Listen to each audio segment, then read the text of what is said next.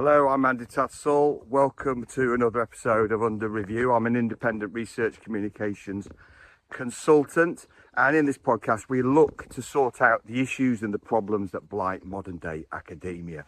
And with my various guests, we look to find solutions and throw things that we don't like, things that don't work, into the Under Review bin. I'm currently walking out at the back end of this heat wave we're having. It's quite apt that a future guest I've just recruited, we're going to discuss climate change on a future episode, so one to watch out for. I've got Duffy behind me. I'm just walking before the sun gets into its absolute peak, and we'll try and find some shade later on. So today we're going to look at conferences, an integral, instrumental part of academic life. I've spoke at dozens, if not hundreds of events and conferences, given keynotes and spoke at these events, and I've even organised a couple of residential ones myself and countless seminars and webinars. My guests today are Sarah McLusky. Many will know as the person who hosts the fantastic Research Adjacent podcast, which is heading towards its 100th podcast as I speak. And she is a consultant who helps conference organisers and organisations run events better, because on the surface it might look like an easy thing to do, but organising events and conferences is very hard, and making them successful and something that people go away with feeling that they've actually gained a lot out of is harder than you actually think. My other guest is Russell Arnott from Incredible Oceans. He's a marine biologist, and I think as I kind of walk up this hill in the heat, he's somewhere up in the north with a new scientist doing some work, and he's a big public engagement person. He delivers a lot of talks at schools, festivals, with the media, talking about marine biology and public engagement. They also have their own new venture, which they've set up, which is called Reconference. It's a service to help redesign conferences to make them more worthwhile and enjoyable for everyone. So you'll be able to find links to them in the podcast. And I've just actually had a dragonfly fly straight in front of me just then. So we're going to turn back. Not a long walk today, just something near home, and it's getting very, very hot. So do stay cool. By the time this comes out, I think the weather may have changed a little bit. Anyway, without further ado, on to Under Review.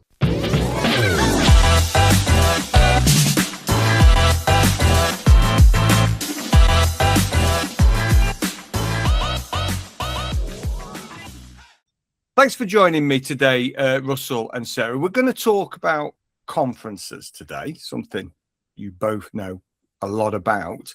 So aside from the more recent conference innovations such as hybrid events, infographic posters instead of those kind of big, and I know they still exist, the big academic posters with the size 12 font and a paper oh my goodness, translated onto a paper with some pixelated images and lightning talks, etc. Do you think conferences have truly moved with the times, given we're living 2-3 decades into a digital world? No. So who would like to go first? Say how. Go for it, Sarah. Well, yeah, I mean, you say thank you so much for having us along, Andy. And as you say, conferences is something that both Russ and I have got a lot of thoughts on. And I think the very simple answer is no, they haven't moved with the times. I mean, we've still basically, conferences are operating on, I feel like it must be like a Victorian format. It's like we've gone back to the days of like the Royal Society, you know, with somebody standing up at the front and just talking at people. And it's very strange that in so many other sectors of life, we've learned so much about how people learn, the best ways to interact, you know, dealing with power dynamics, how to actually help people to understand information. And yet we are still pushing this 150-year-old format. And nobody seems to have the guts, I think, to put their hand up and do something different.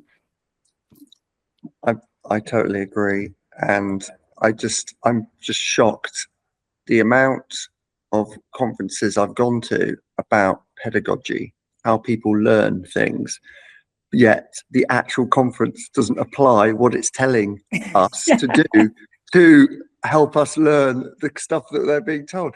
And you're just like, it just frustrates me. It makes me feel thick. I hate how inefficient it is. I hate how you can take the most interesting, relevant science to your field, and you're like, what am I supposed to, what are you saying? Like, it's just, and like you said, there's awful posters. Like I remember being my first conference really excited about the idea of poster presentation. I thought, I could look at some really cool pictures. And then I was like, is this what a poster is, you know?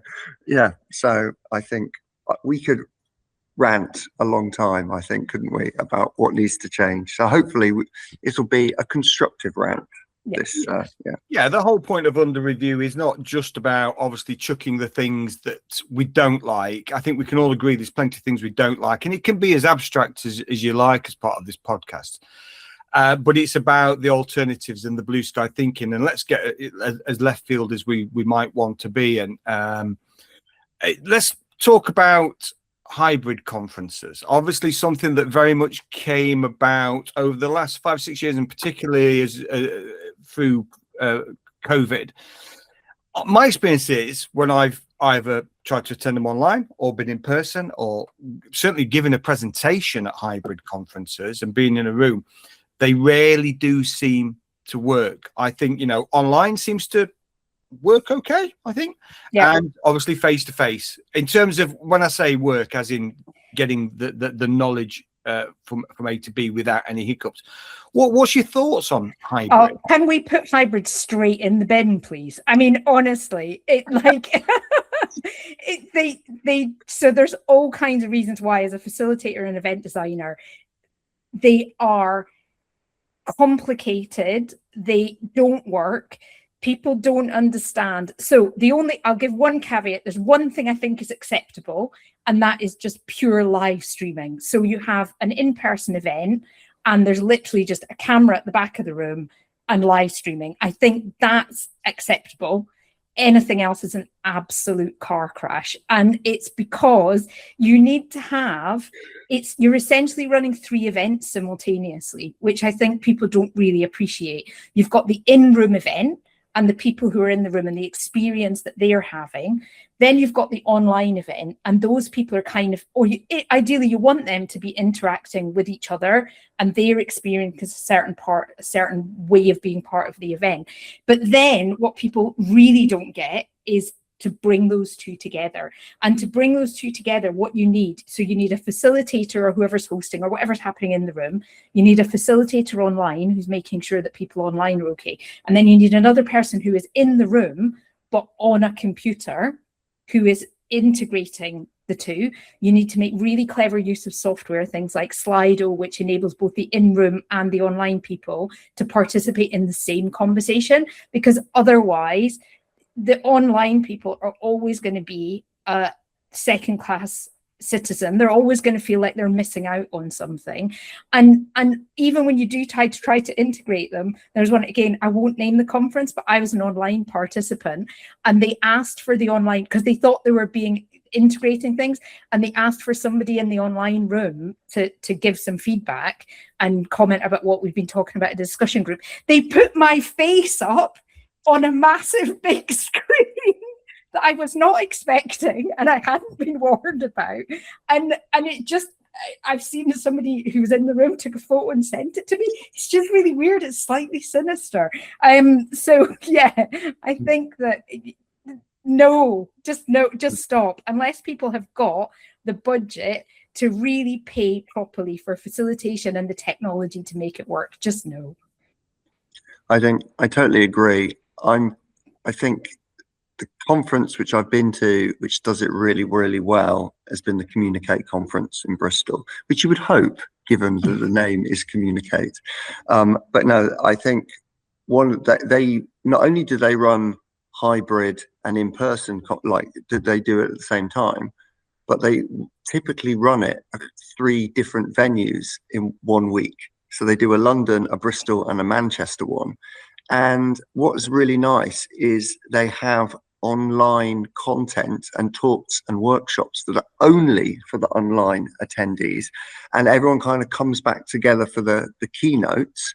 They have, exactly as you said, someone in the room with the keynote who's also asking questions on behalf of the online participants.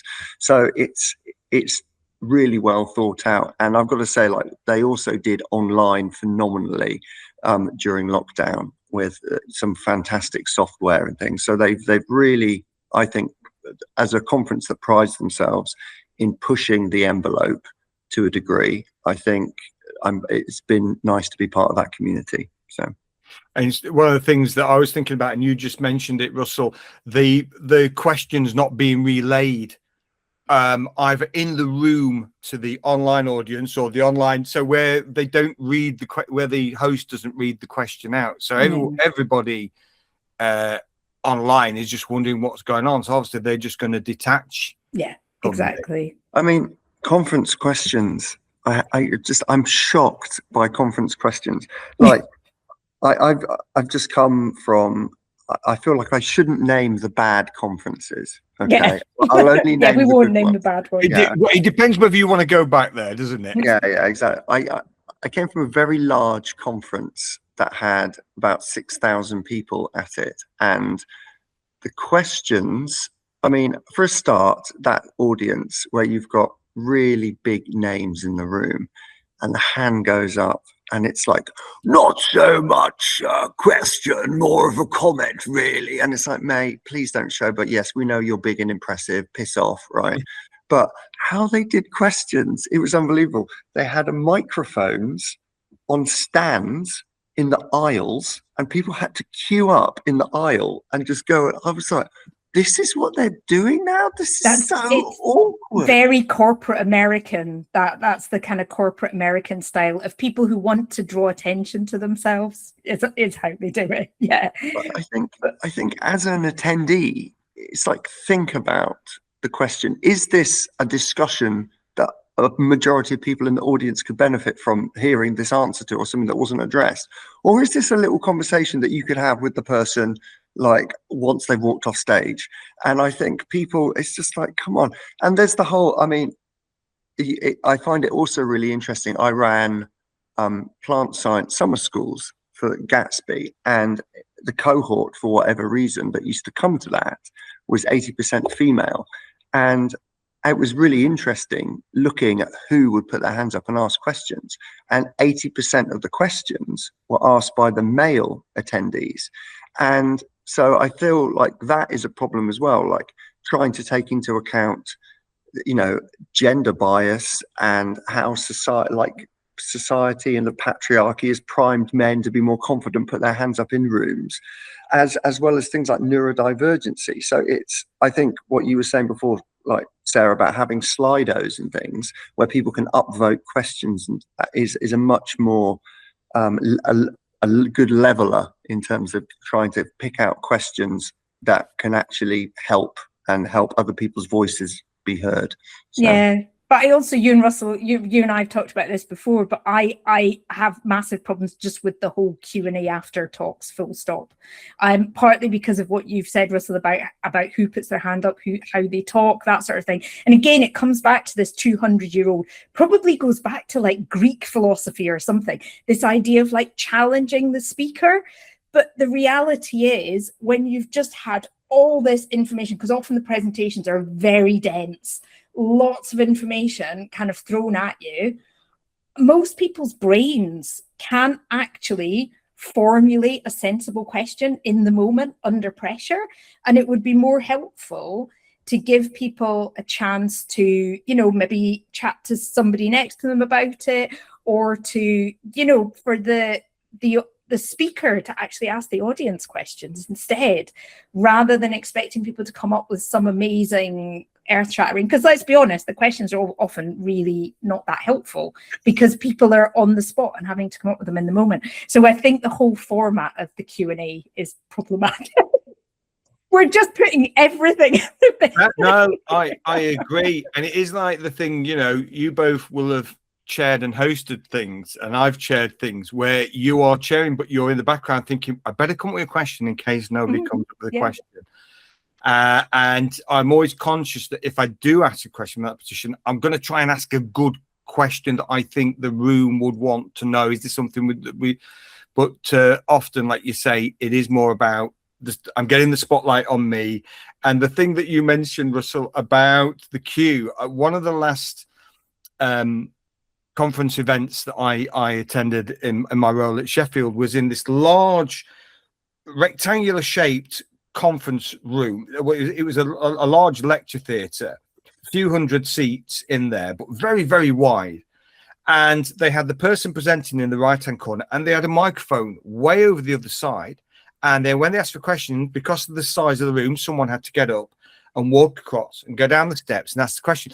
So there'd be this sort of 30, 40-second moment of silence where they walked. It felt longer than 30, 40 I bet it did. And someone asked questions, someone walked across, and I just leant to my colleague, to an academic by the side of me, and said, I feel like we're in a Wes Anderson movie. Because it had that strange quietness to it, and that weird clunkiness that's in a Wes Anderson movie. But thinking about things that make up conferences and things that you might be guilty of, I know there's things I'm guilty of. You know, I've given talks for around 20 years now, and I'm sure I'm very different from when I was 20 years ago, and I'm sure I've dragged some very bad habits along with me and hopefully got rid of some along the way. But I'm thinking here, what are the things? I'm going to reel some things off to you as to see what do you think should go in the bin. It just is wrong. It doesn't work. What do you think we can fix? And I think room 101 of conferences. Yeah, absolutely, room 101 of conferences. And I think it's important to highlight that obviously some of these problems, there's genuine reasons why people may have struggled or failed. It might be beyond them. It might be they've been sent to that conference to talk on the behalf of somebody else. It might be it's their first ever talk, or even their fifth or sixth talk, and they're just very anxious about it. And I appreciate there's a lot of people in academia who are quite insular and quite shy, and they want to present, or they're sent to present, and it's not a comfortable thing from them. So here's one I'm guilty of. More slides than minutes for a talk. So it's the thing that comes up again and again and again. And a lot of the time when I'm working on events, I spend an awful lot of time trying to rein in the presenters and be like, you've got 10 minutes or you've got 20 minutes or whatever it is. And often what happens is you give them less time. So they just talk faster. And they take the slides that they wanted to have. And rather than reduce the number of slides or think about the message, they just make the text smaller or the pictures smaller and cram it all onto the same one. And it's because I totally understand why, is because this is something they really, really understand. They really know the nuance and the detail. And I understand that they'll be like, oh, but you can't possibly understand this unless you understand these 3 other concepts that underpin that thing. So they just try and cram it all in instead of understanding that what you're actually trying to do here is start a conversation. It's what you really want from a presentation at a conference. I think so many people go in thinking they have to prove they're really smart. Actually, I think what you really want from a conference conversation is the 2 or 3 people in the room who really get it. You want them to come and talk to you afterwards, and that, or to get in touch with you or email you or read your paper or whatever. And so you don't need to put in everything. You just need to put in enough to get those people interested enough to take the next step. And that's one of the things that as a kind of communication specialist, when I'm coaching people in presentations and things, it's what is that next action? Rather than I've got all these things I want to tell people, what is the thing that you actually want people to remember from your talk? Because if they remember one thing from your talk, you've done an amazing job.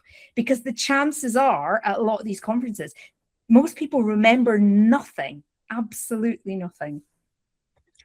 So yeah, all really good points. And I think it comes down to audience awareness and actually thinking about who am I speaking to? Like, okay, who's going to be in the room?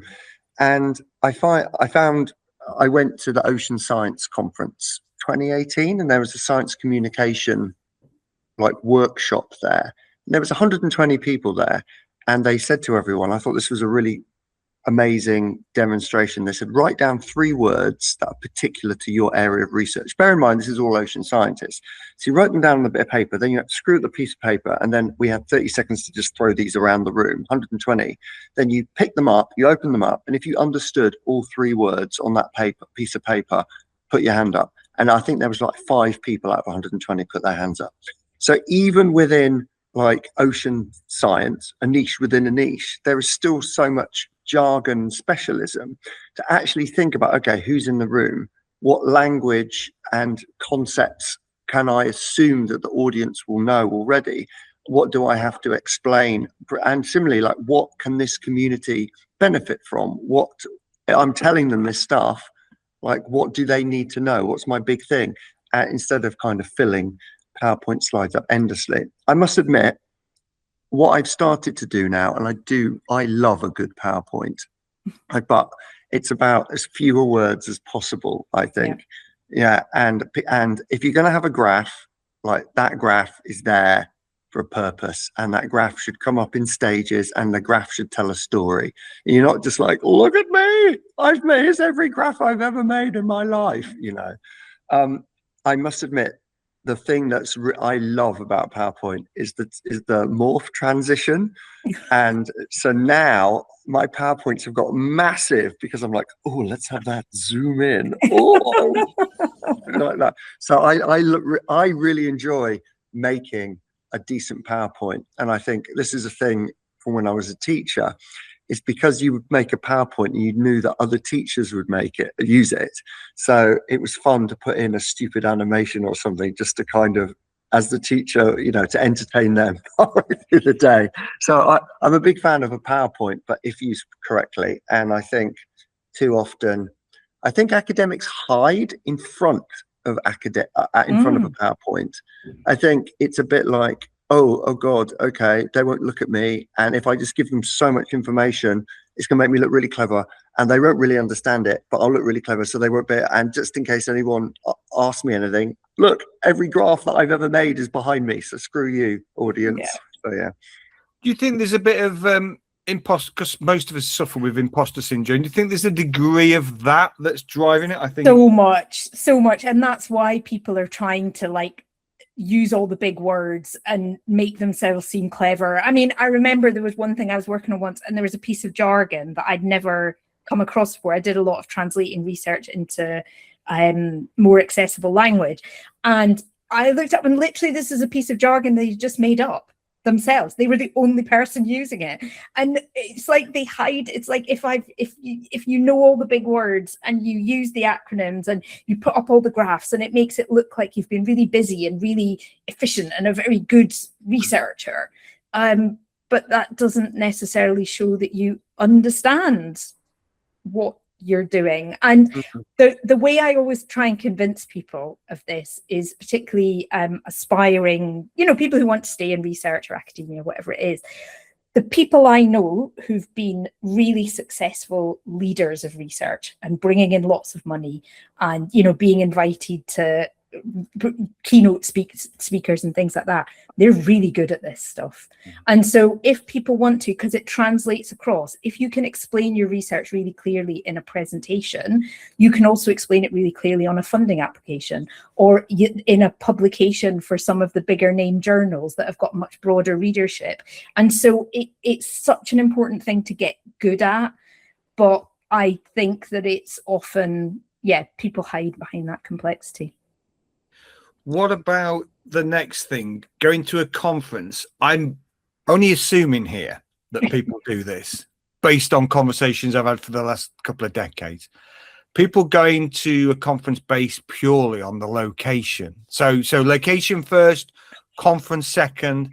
Does anybody get away? Now, I saw when you put that list in the questions, and my thought was, are people actually doing this? Because the main people I talk to, it's so hard to get to go to conferences full stop to like get the budget, let alone to just go, oh, I fancy going on holiday to this place. I'm going to go to this conference. It's probably harder, but I think it certainly has been. Is it? But then I'm also, missing out here. well, I'm not going to mention names, but these may be conversation but people perhaps who go to conferences and only attend their talk as well while they're away. Do you know? Again, I'm guessing that there are senior people who do that. But I think what I see most at conferences, I was at one just the other day, and I asked them as part of a networking activity to group themselves into whether they were like early career, mid-career, senior. There was nobody senior there. So it was all early career, kind of busily showing up and, you know, being very efficient and showing that they were being good researchers. So yeah, maybe that's where all the senior people were. I guess it's interesting because I think it does play, the location does play a bit of a part. Like, okay, I'm thinking of something like the European Cetacean Society conference, which this year was in Dundee, but last year was in the Azores. You know, it's like, would you rather go to Dundee in April or the Azores? You know, at the peak of when all the big whales come through. You know, I know which one I'd rather go to. I think the idea of going to a conference somewhere nice is good, but the reality of it, I mean, I remember going to a conference in Hawaii and spending a week in a windowless, over air-conditioned room. So the idea that you're actually going to be able to spend any time there unless you stay on. And it shocked me that loads of people in this conference were staying on for like a day and then they were going back. And you're like, what a waste of time and money and carbon to go all the way to Hawaii just to turn around and go back. So yeah, I mean, I spent a month there, you know, as a result. I felt really hypocritical, but essentially going there to talk about what climate change is doing to the ocean, the point furthest that I could possibly travel from the UK. So I thought, well, I'm going to try and, you know, actually see the place and get to know the culture. But yeah, I think it's interesting. It does. Yeah, when you said it, I was like, I think it does play a bit of a role, unfortunately. Sorry, go on. Sorry. I was going to say, maybe this is, again, an indicator, though, of what conference organisers could be doing better. Because I think, again, so often, I'm sure you both have as well, been to conferences, that the schedule is just so packed. And actually, you would quite like to go, you know, and have a look around the local area and learn a bit about it. And, you know, so maybe that's something that they should do more of. But yeah. Some do, don't they? They do social evenings or they'll do like a little trip. And I think that does help. And it's it's not an icebreaker because it's often happening when the ice has been broken, hopefully. Something I mentioned earlier, traditional conference posters. I'd imagine they still exist. Yeah. There's still conferences that dictate we want A4 landscape, 3 columns or whatever, and people try and just get the paper. Let's get the 5,000 words on that and do a quick Google image search and put an image down of some old people, because our research is about old people. And there we go. I think Russell and I would both put the poster straight in the bin as well, wouldn't we? I think, again, it's this question of, like I said with the presentation, is what is it for? And the main thing that I can see the main function that posters seem to be serving in most conferences I go to is it gives the people who are a little bit awkward about networking or who need a bit of a break from talking to people somewhere to go and wander around and look like they're doing something. And I think, and again, I really feel, and it gives these, like, it's this whole thing as well of people not being allowed to go to conferences unless they're presenting or unless they've got a poster.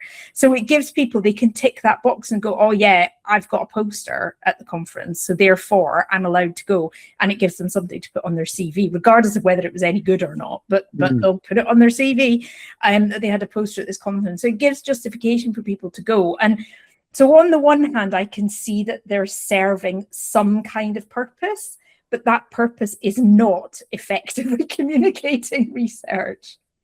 No, I mean, it's a little bit like, isn't it? Like walking down a hotel corridor, and every time you walk past the door, someone like runs out and screams loads of information at you.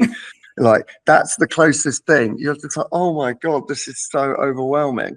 And everyone stood there, and then you feel like someone just stood there awkwardly, and then you accidentally catch eye, like, tell me about your poster, and then it's just like, and you don't understand anything that they're saying.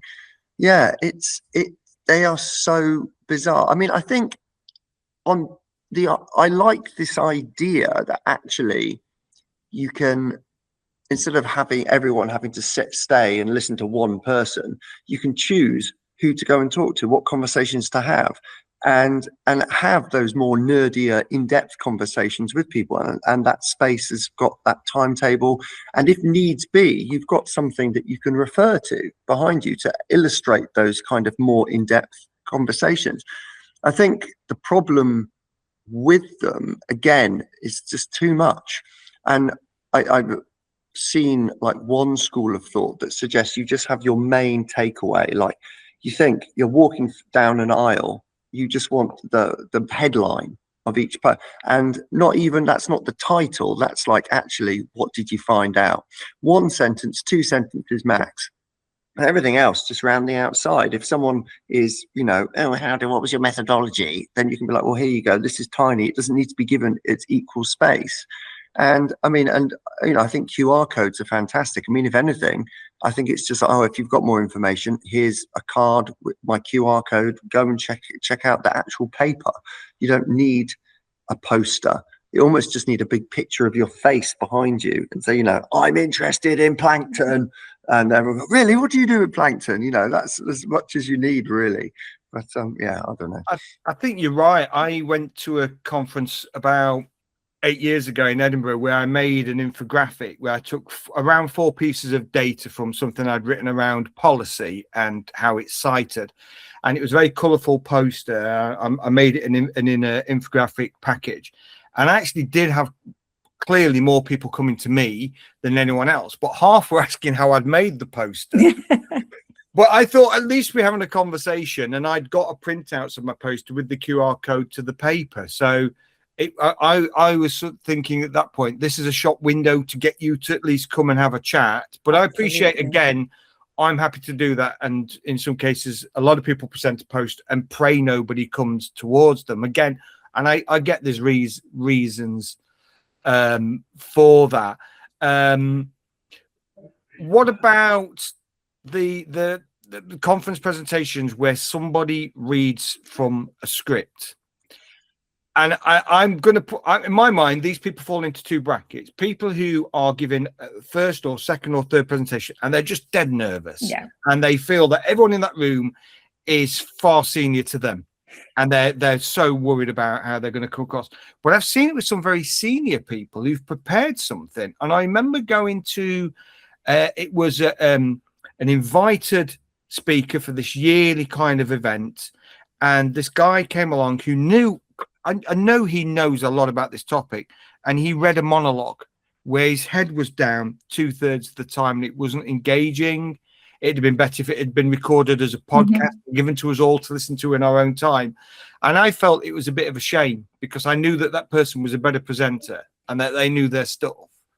What's your thoughts about that?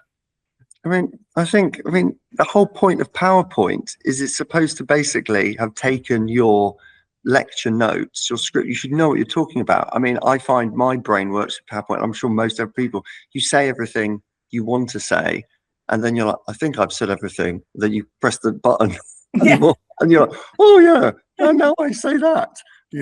So that's how it works. So I think, again, this idea of modernization, I think maybe, and I've noticed this in more of the Oxbridge space is that maybe PowerPoint is seen as something that's a bit tacky or unacademic because it's modern. And in fact, I've witnessed people, here's my script and I will tell you on the script. Yeah, I've written a speech, an actual speech. Yeah, and it's been delivered a bit like that. And you're a bit like, oh, people still do that. That's really interesting. But I don't know if there's like this kind of more traditional academic idea behind that's what you're supposed to do, and turning up, it's with a memory stick with some animations on it. It seems a bit gauche, I don't know really. It is interesting. I used to work with humanities, and it's very much the done thing actually in spheres like philosophy to read things word for word. And it's often because they've been incredibly careful about the choice of language, and because they are they're really carefully, like the language is really important to them, and exactly how you articulate the idea is really important to them. And I think under those circumstances, it can be done well, and it can be delivered in a way that helps you understand it. I have seen some done very, very badly. But I do understand why in those scenarios, they do want to be very careful about exactly what they say. But yeah, you're right. It does not make for an engaging audience experience. But actually, I would rather they read word for word from a printout than they have a slide that's got huge amounts of tiny, tiny text, and then they read from the slide. That's much worse somehow than somebody reading from a script. But when I was a teacher, I got someone in to talk to the students, and I made this really big deal of it, and I brought in local primary schools, they're gifted talent. It was all about like ocean exploration on other planets, and the guy literally had his script as a PowerPoint. When you're like, I don't believe this is happening. He stood in the middle of the stage with his back to the audience, to the kids. No. He stared up at the screen and just said it. And when you're like, what is this? It was pretty unbelievable. I presented at a conference in London. It was an international sort of library information conference, quite a big one that ran for a good few years. And it was one of my first probably talks, but something like around 2011. And it was a massive lesson for me. And it was a huge confidence builder at the expense of someone else, sadly. There was a gentleman who turned up with a MacBook when probably a lot of people didn't have, Apple laptops at the time, and they connected him up. Large auditorium, a few hundred people there, and it was on the first morning, and they managed to cobble it together so they could get his slides on the screen. And then he said, "I can't see my notes," and he was panicking. And so what they agreed was that he would put the slide up and then take it down and read his notes, and the next slide would go on. So he was talking about what had disappeared off the screen, and then it had come on.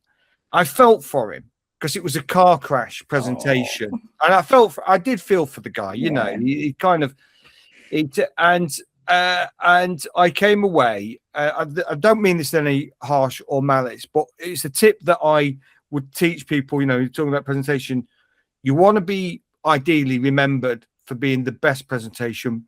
Don't be remembered for being the worst. If you fall somewhere in between, it's fine. Yeah, but exactly. Don't be the worst. Don't be the worst. You remember a good teacher and you remember a bad teacher. Yeah. So make sure you're not the bad teacher.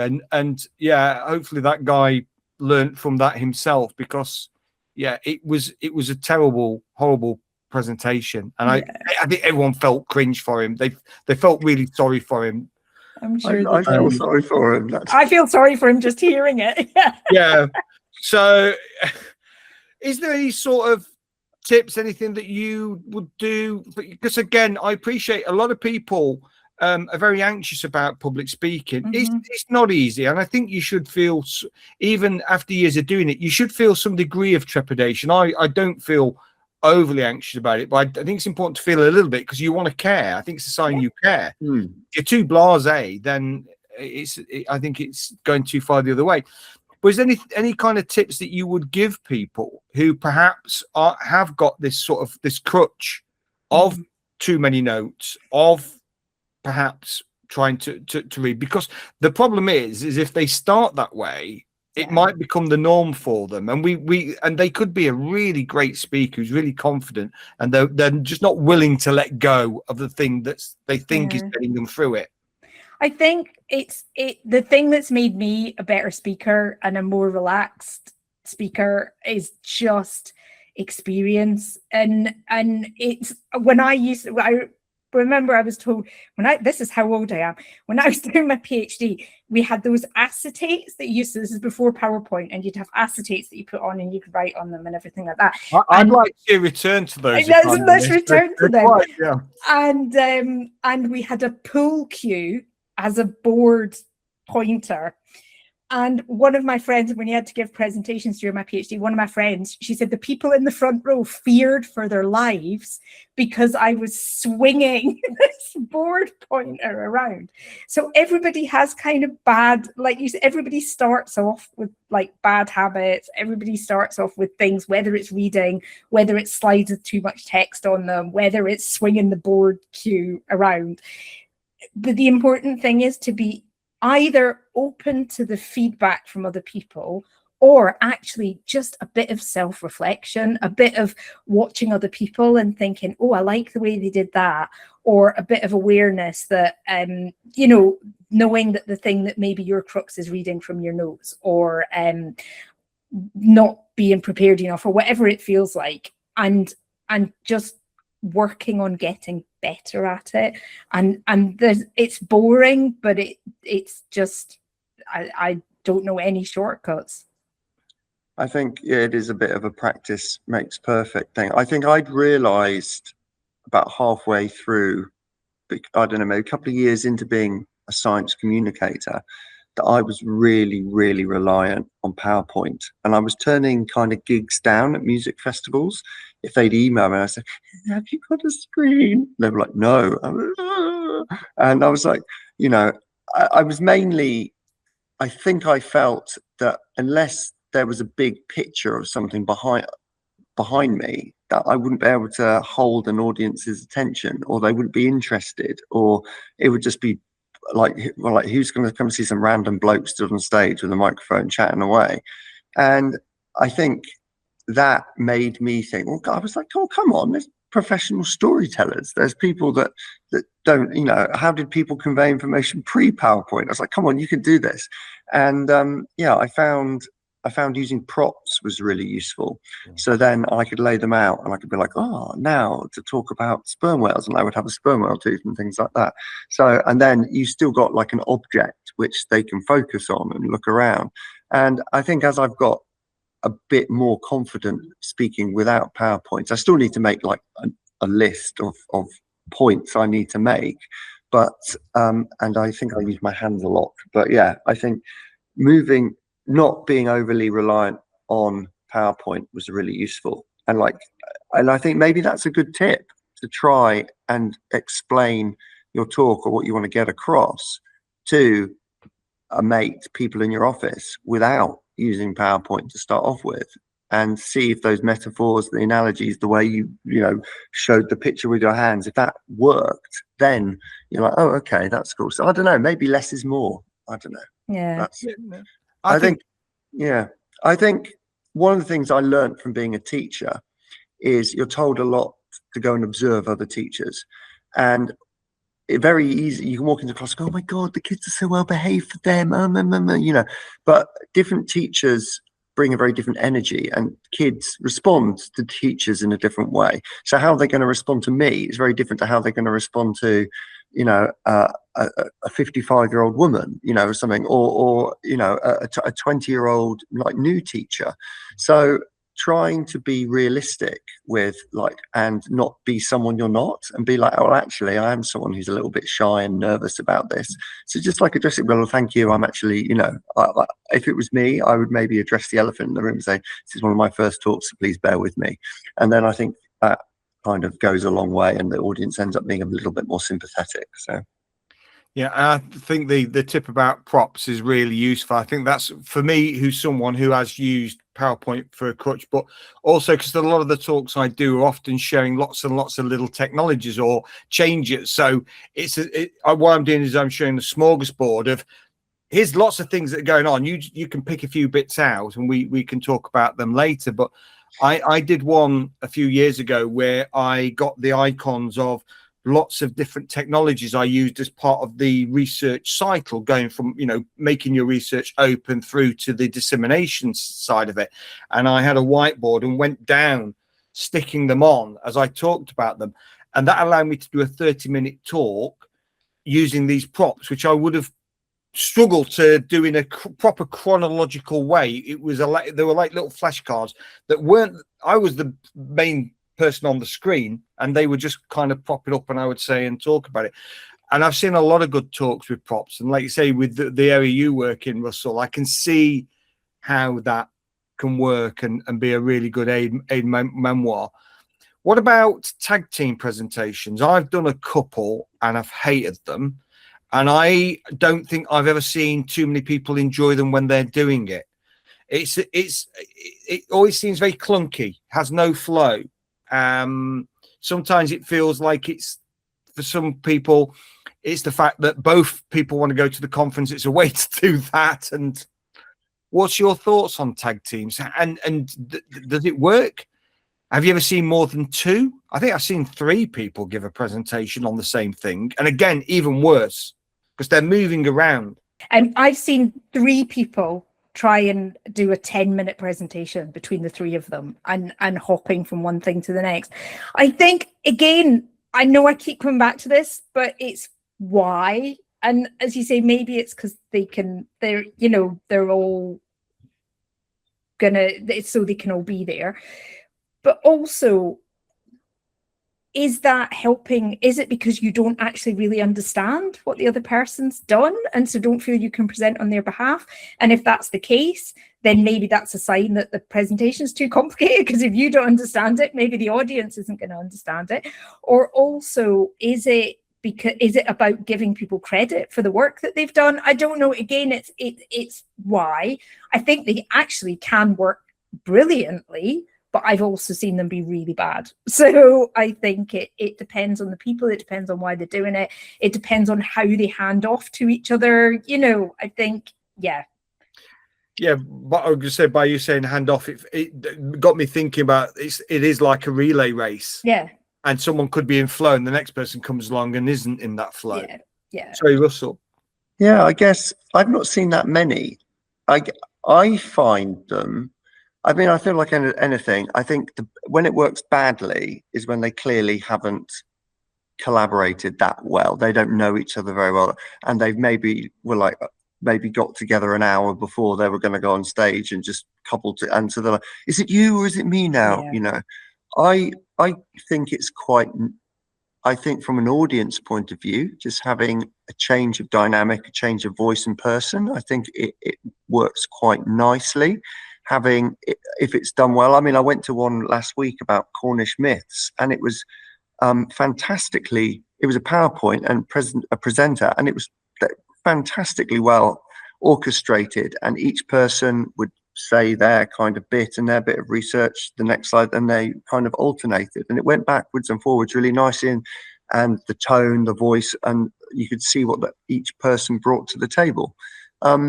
Yeah, and I think that's a similar thing. Like when I deliver training, I think even if it's online, I prefer to do it with someone else, just because I think it's nice to have that, instead of listening to me all day. You've got a mixture of different people. It just varies it, I think. But it comes down to preparation, and I think if you cobble, it'll be fine. It won't be. You need to practice and know who's going to say what. I do wonder if there's some occasions, I possibly have witnessed this, where that it's one person's work and the other person has come along and they've said, I'll do some bits, and they give them the bits and they try and explain what their bits are. And then you can tell that one person really knows and it's their work, and the other person is kind of there for the ride. Yeah. We've all been in school groups like that. I was Yeah. going to say that's often it's a bit like a really bad school project where you know what it's like, where you're meant to be working together, but in the end actually one person does all the work, and yeah, it can feel a bit like that sometimes. Absolutely. So I think we can chuck the traditional conference posters. Preferably, Yeah. we can get they can go, and we know that there's reasons why some people may use scripts and why we've got tag team, etc. But I think some of it certainly needs to be under review as what we're doing, and hopefully people listening to this may think about some of these issues and how they approach it going forward. Now, Sarah, I know you spend a lot of time, you've done dozens and dozens of podcasts, and you host network events, and you do loads and loads of work for the research adjacent community, which is a massive community. Probably a lot of people don't realize they are research adjacent. Do you think there's enough effort to include them in academic conferences, especially at the moment when there seems to be a wedge being driven between professional and academic groups in certain institutions, and we don't necessarily see the academic related role like we used to do sort of 10-15 years ago? People are either shoehorned towards teaching or research or stay within the vocational area of professional. Do you think conferences are missing the trick by not getting more of the professionals in? Because ultimately a lot of these people are what's making the research happen in the background as well. Do you know where I think they're missing a trick? I love this question. When I saw it, and I thought, oh, that's such a good, it gave me something to really think about. Where I think they're missing a trick is that most conferences, you have to be presenting about research that you've done. And actually, what a lot of research adjacent professionals are doing amazing work in is maybe improving a little system that they do that helps things to run. Or maybe they've figured out how to use a piece of technology in a way that helps things to run more effectively. And that skills stuff, I think, is barely accepted anywhere for conferences. And I think as a result, research adjacent professionals feel like they don't get very good professional development at all across the board, because there's nowhere that they can go to get better at their jobs, because the training that's on offer is often very generic. It'll just be things like leadership skills or communication skills or something like that. But there's no training of like how to make a better budget spreadsheet for tracking this grant that they're working on, for example, or, you know, advice that people have got from doing a public involvement program and like how to structure a workshop or something like that. And that just doesn't, it's not that it doesn't exist anywhere, but it's rare. And even in some of the biggest conferences that are aimed at research professionals, they're still expecting people to go and present research. And that is the big missed opportunity, I think, there for everybody across the board. And it's why we have these things like academics not struggling with presentation, because they're not necessarily given these opportunities to learn about presentation skills. And I think there's just these opportunities when you get people together and giving them space to share something. I find it very frustrating that it's always expected to be research. And as a result, I don't often present at conferences, very rarely, because I very rarely have something that would tick those boxes, despite the fact that I've worked in this world for over 25 years.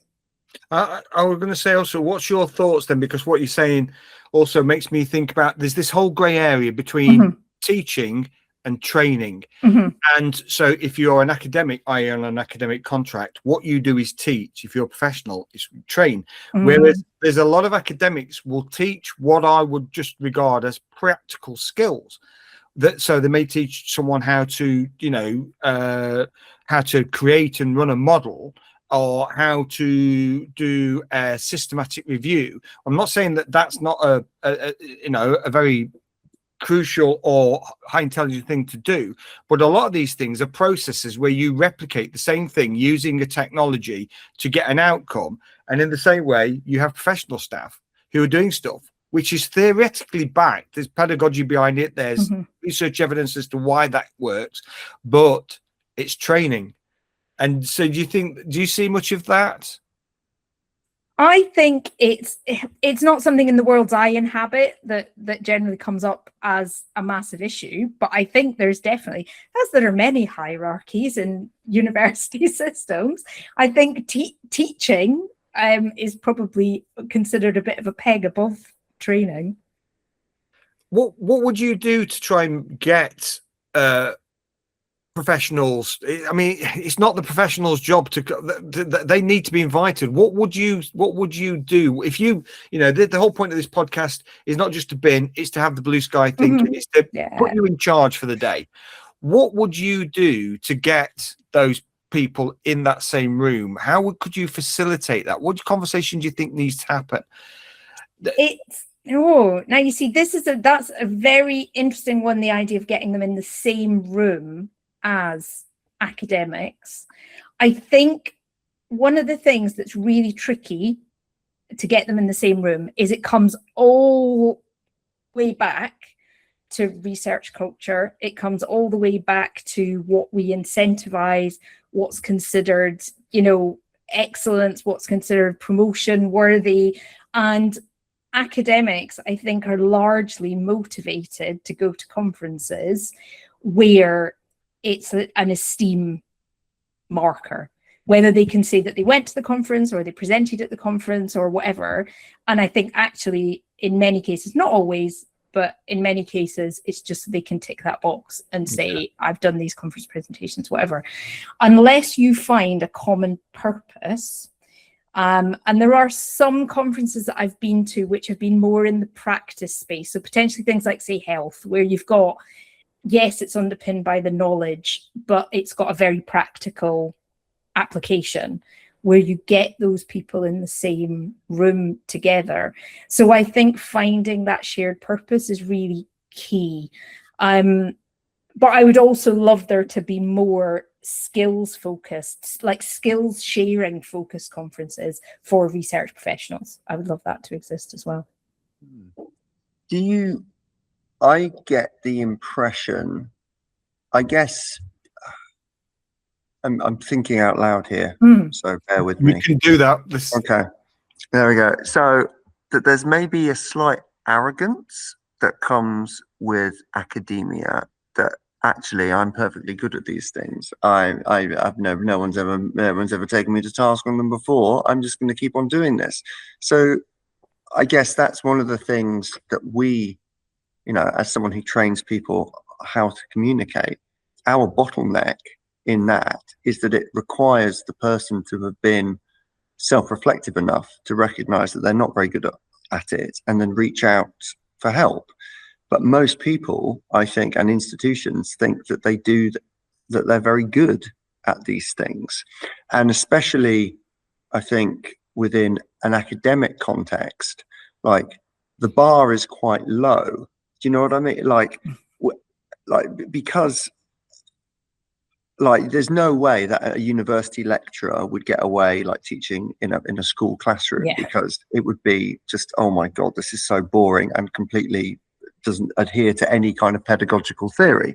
So how do you, it's all, I think, and this is what I've noticed a little bit at conferences, is that when you do have more skills orientated sessions, the only people that really go to them are, I'd say, younger early career researchers who are maybe a bit more self-reflective and maybe a bit nervous because they're entry level. Whereas the people you really need are those kind of big hitter, department heads who are never going to go to things like that because they think that they're already good at those things. I don't know.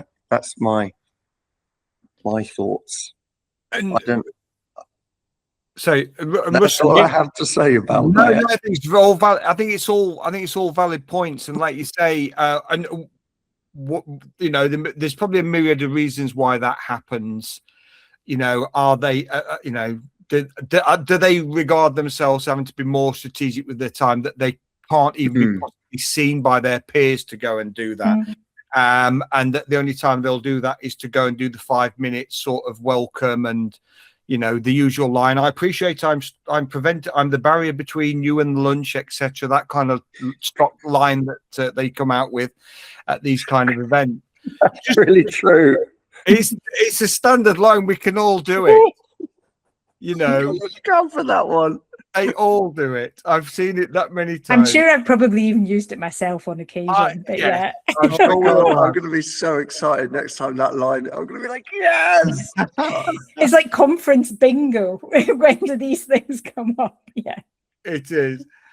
Russell, you presented at music festival, non-academic events, and presented at, you know, you've gone out of that kind of comfort, out of that comfort zone. What lessons do you think academic conferences and events could take from the sort of the public facing arena? Because I've done public engagement, nothing like what you've done, but I've done public events, and they are different, even though the things I've done are probably primarily at a university educated middle class sort of audience, but they are different than what I've experienced. What do you think universities could pick up from that? I think one of the things that's been really useful for me, I think, on my journey with Incredible Oceans and as a science communicator, is thinking about different people's values. And I think at first, as an ocean, you know, ocean organization who's trying to talk about conservation, saving the ocean, look at how cool the creatures are in the ocean, it's very easy to go to these spaces where you know, people will go, oh, you must go to Green Man Festival, they've got Einstein's Garden, oh, you should totally be at Glastonbury. And at first you're like, yeah, we should, that'd be great. And then you're like, oh, everyone I'm speaking to already knows this stuff, and it's not surprising to them to hear about this. So you're a bit like, well, why am I here? What's the purpose? Why am I doing this? And I think there is value to kind of going and speaking to, you know, your community, your like-minded people. But I think a lot of what universities miss, and I think this feeds into, and this is what a lot of what we do in our comms training, is different values that people place on stuff.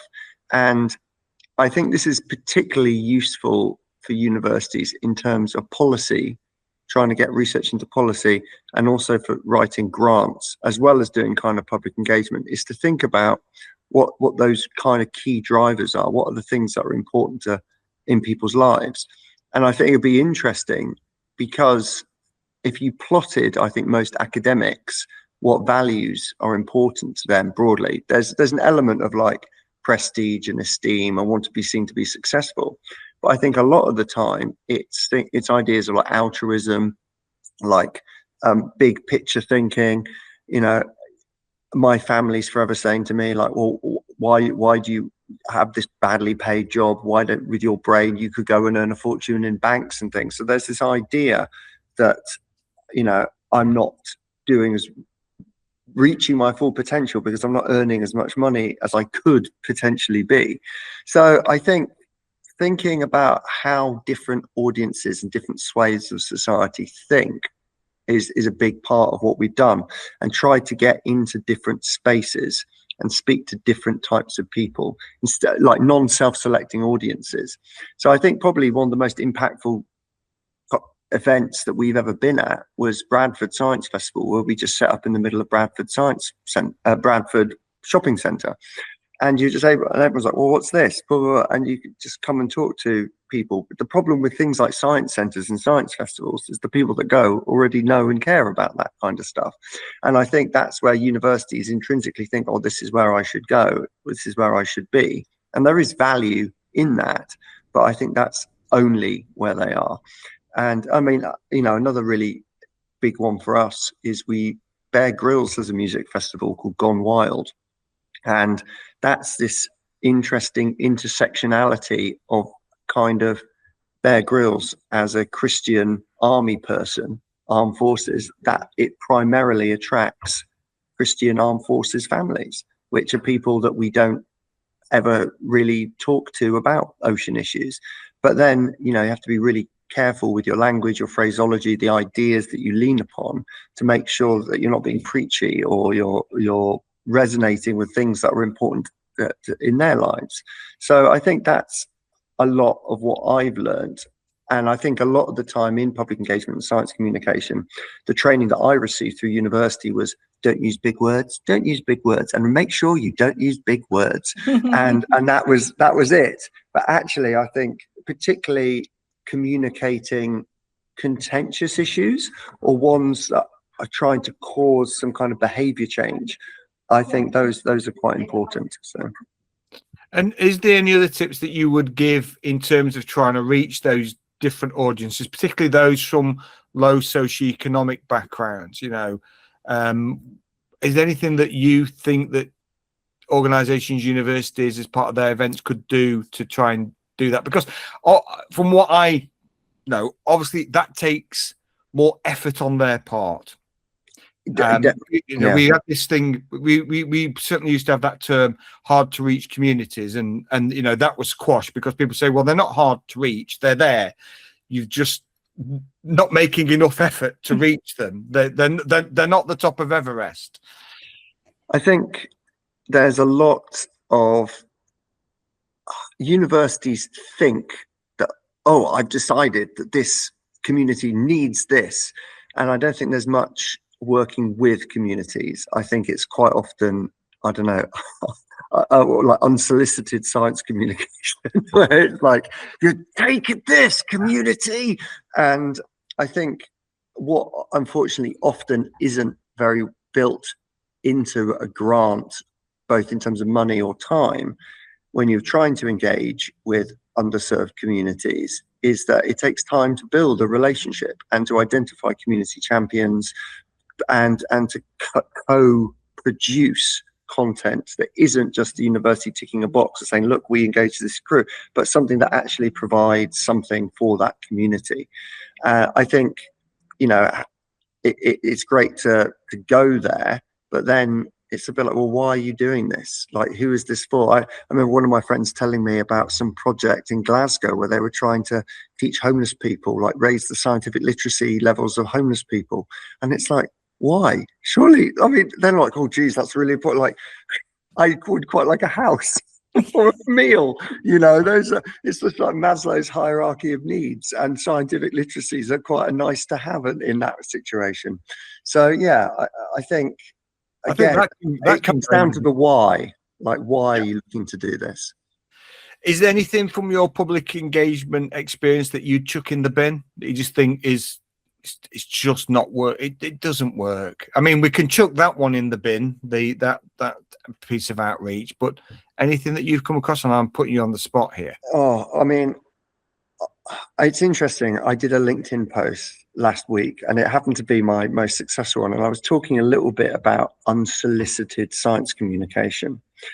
And mainly because I tried to do some at Jersey Boat Show, and I'm not very good at it, because I just want, like, these people just want to have a beer and just like look at a boat. They don't want some guy dressed as a pirate being like, hi guys, let me tell you about sperm whales, And I really struggle with that. And I remember there was, I think for British Science Week, when I was at the University of Bath, this email went out where they were going to do SciComm on the train in between Bristol and Bath, where you just walk into a carriage and be like, hello, commuters, let me tell you about my research. And I just remember thinking, oh my God, if I was a passenger, I just want to sit there and be like, piss off, mate. I'm either going to work or coming back. I don't want to hear whatever you have to say to me. I just want to listen to my headphones or like look at my phone, look out the window and have a cup of tea or something. So I think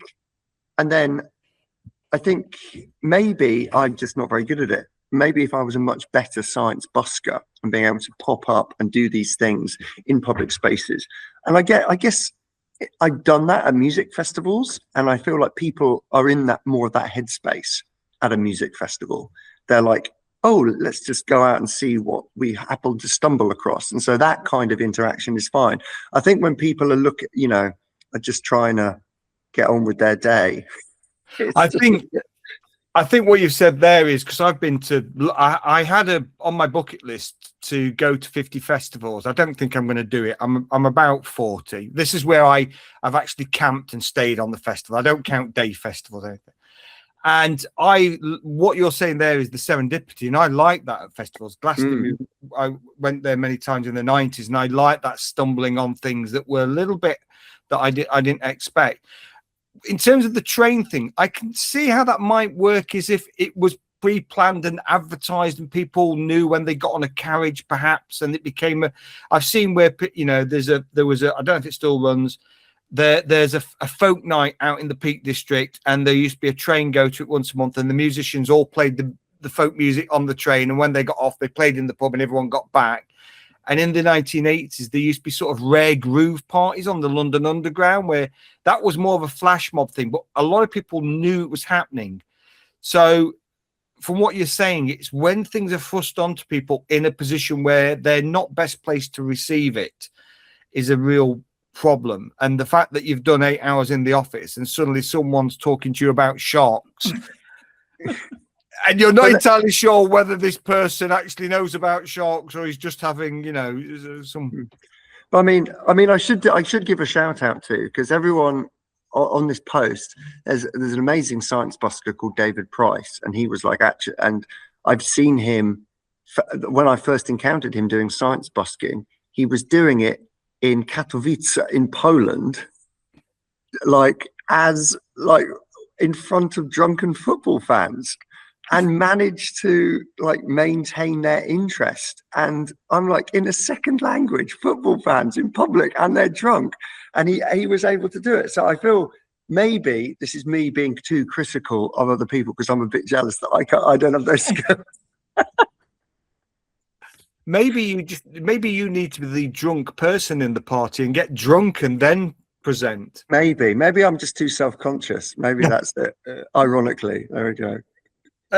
Sarah, your work, a lot of your work is around helping organizations and research organizations organize conferences and events.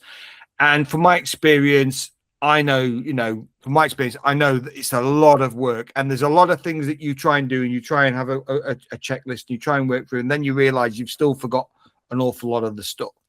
How much do you think organizations or research groups, anyone who's organizing it, just really is underestimating the amount of organizing that goes into this, especially when they're getting unqualified academics to form some kind of a working group, getting some junior professional services staff in there, getting everyone together? Who knows social media? Who can get us a venue? And do you think, you know, this is just cutting corners, surely?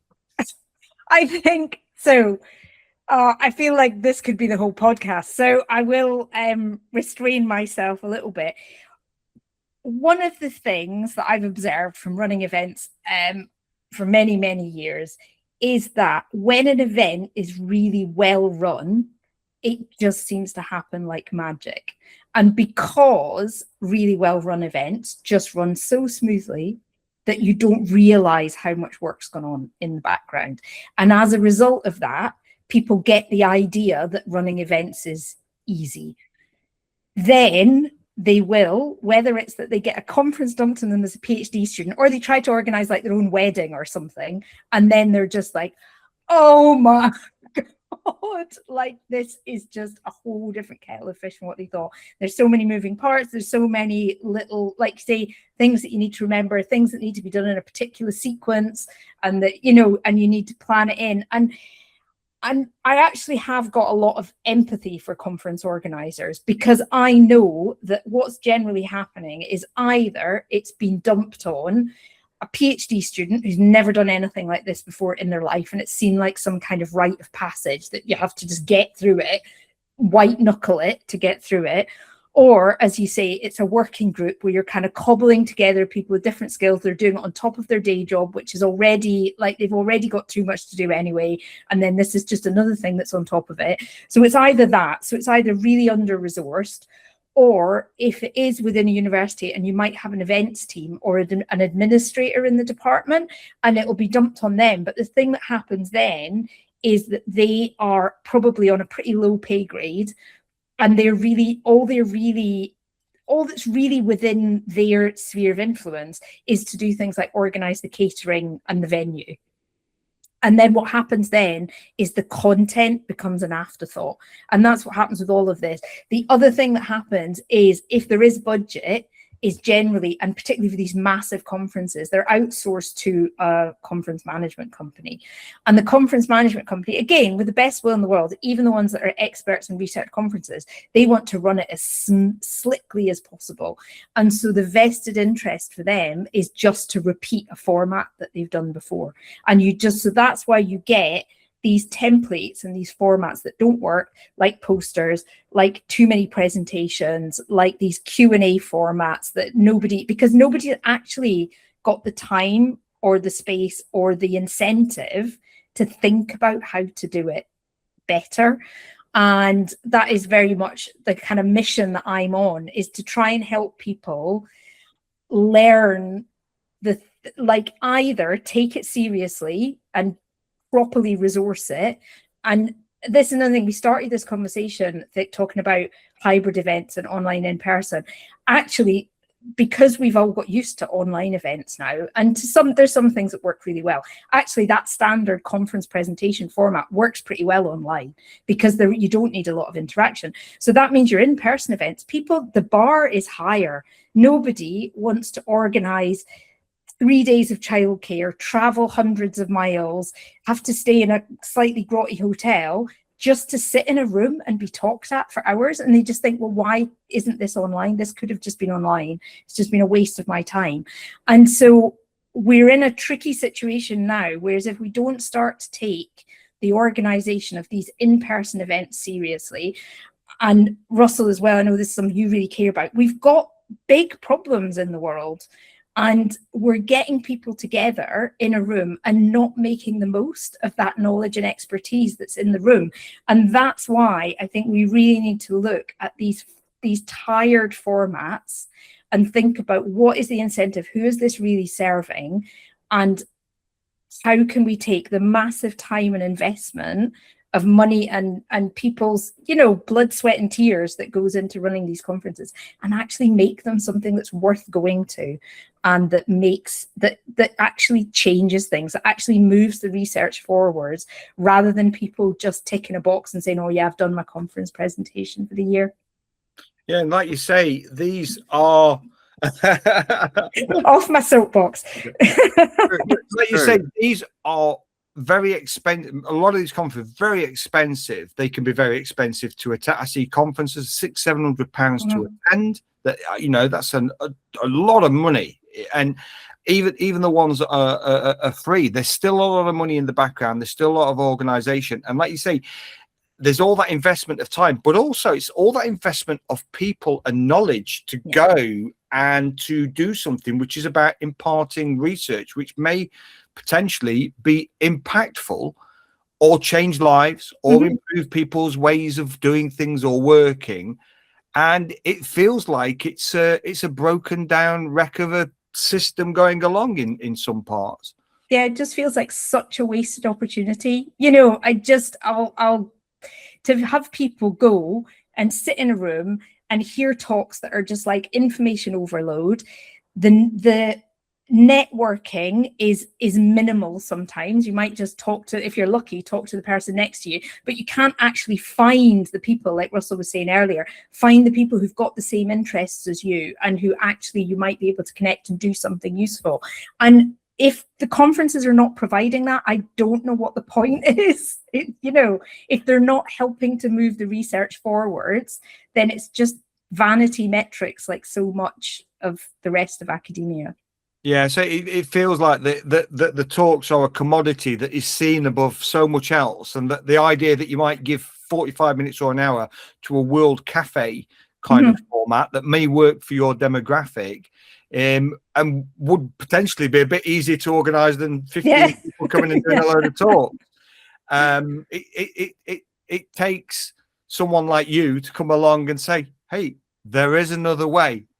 I can show you. Yeah. And so obviously, if there is anybody listening who wants to know what is the other way. There is a way. The Mandalorian would say, this is the way.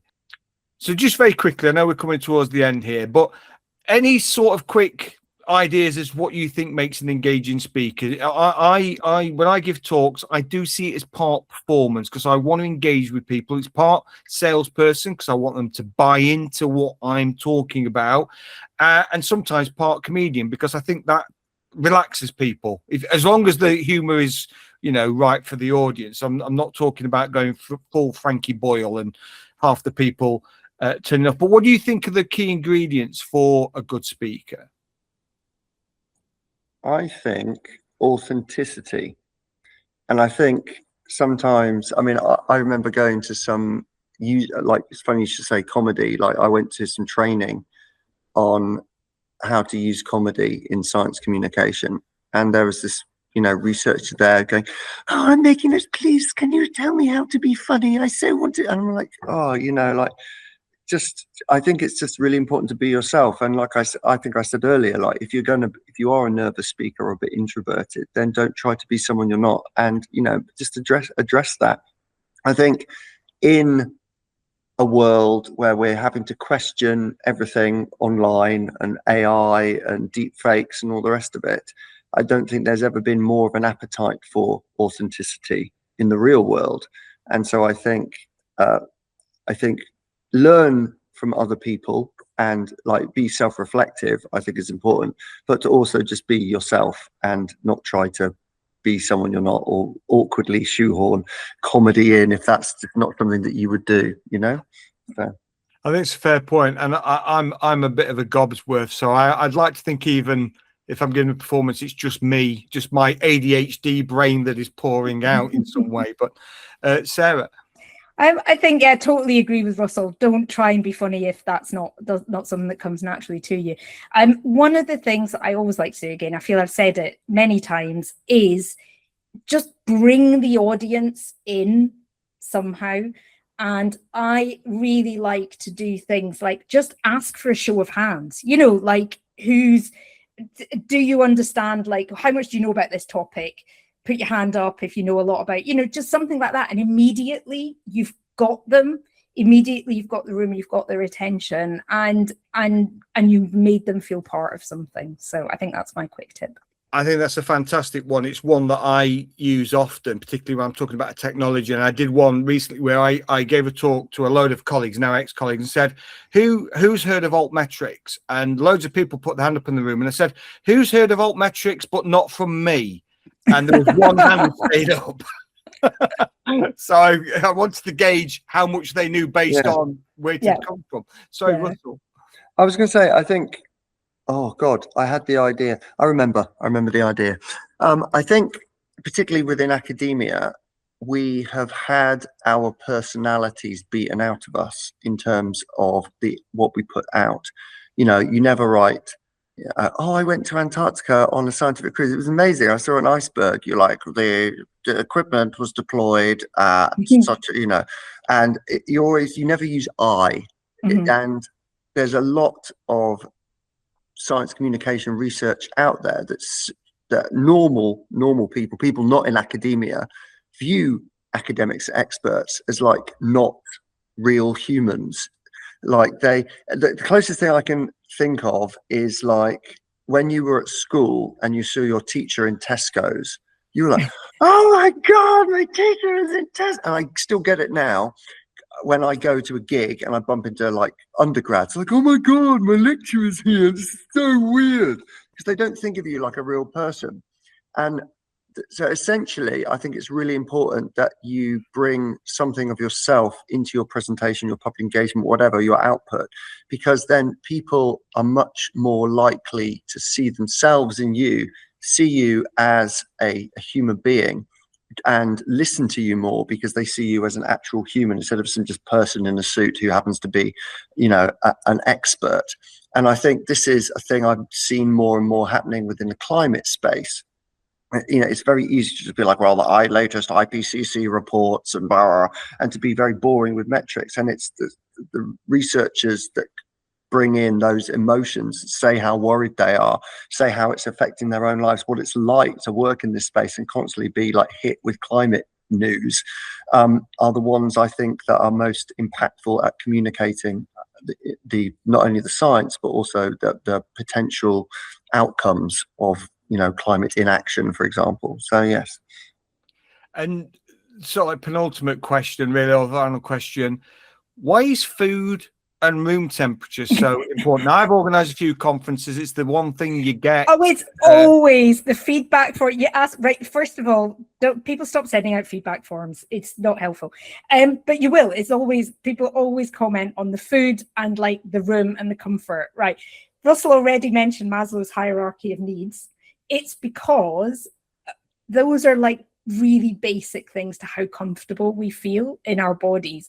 And if you don't feel comfortable, if you're hungry or you're feeling a bit sick because you've eaten something that was a bit funny, or the room's too hot or it's too cold, you can't think properly, and so you can't actually engage with the topic, with the content of the presentation, if you're uncomfortable. So it's a quick one, but that's why it comes up, and it's why it's really important to get those things right. But to get them right, tick that box and move on and think more about the content of the conference. So what was the best food you've ever had at a conference? So yeah, I feel you've got something fantastic here from No, I'm just curious, because I feel like, I mean, I eat anything, to be honest. I'm just like, oh great, it's free, Well, the ones that, for me, it's the conferences I go to in Bristol. I've always got great food. And again, it comes back to Communicate conference, but hands down, the best conference food I've ever had was at SciComm Southwest, which is organised by UE's Science Communication Unit. So maybe that's why it was good food. I can't remember the amount I've been to where they're just nondescript sandwiches. It looks like someone's chewed it already and just spat it into a tortilla. But I remember one conference a few years ago, a large conference where I came out. I would often sit at the back, and people that worked with me or knew me knew that I was renowned often. Even if I give a talk, I'd sit at the back. So first out for lunch, and get there at the queue. And it unraveled on one occasion when I came out, and there was this huge hall, and I went down and grabbed a load of sandwiches and got down towards the end of the table, and there was curries, and I got sandwiches, and I was like, there's curry here? Why isn't the curry at the start? I would have gone with curry. I've got sandwiches now. Oh, both. Sandwich starter, curry main course. Oh. I could have got curry and dipped my sandwiches. This is why conferences are so expensive, because they're double catering. Was any good or bad food, Sarah, that you've had? Anything? Well, I'm vegan, so to be honest, if I get food at all, that's just a bonus. So yeah. That's an important point, because I remember even as long as, say, 10 years ago, 15 years ago, you go to events and you would see people who were just sitting with some grapes. Yeah. Because there was just no catering for them. Yeah. So, sometimes they'll ask and then they still don't do a very good job. It's like, why ask for dietary requirements and then not cater to them? Yeah. Or give me fake cheese sandwiches. No to the fake cheese sandwiches, please. I hasten to add that the two conferences which I mentioned, their entire buffet was vegan. I'm going to the wrong conferences, Russell. It was really, it wasn't just like sad vegan. It was like, whoa, this is what it should be like. So yeah, again, tip my hat. Again, I feel like it's an easy win. It's such an easy win because you don't have to faff about with half as many dietary requirements, and it ticks your eco box massively in terms of reducing the carbon footprint of your event just to get bloody vegan catering.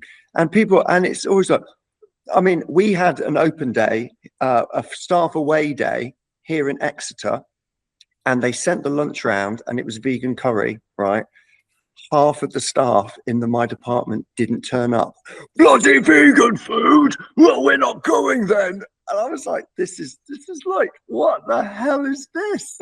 And I was like, don't come then, you pillocks. So I want to thank you both. There was a lot there to unpack. I feel like we could have talked for a lot more. Conferences are the gift that keep on giving, no doubt, good and bad. But I want to thank you for your time. And it's been a really fascinating chat. A lot of things gone in the bin, but a lot of really good ideas. You've made me rethink perhaps how I do stuff as well, or just as a presenter. So it's been a real pleasure talking to you both. Thank you. Thank you. Thanks for having us.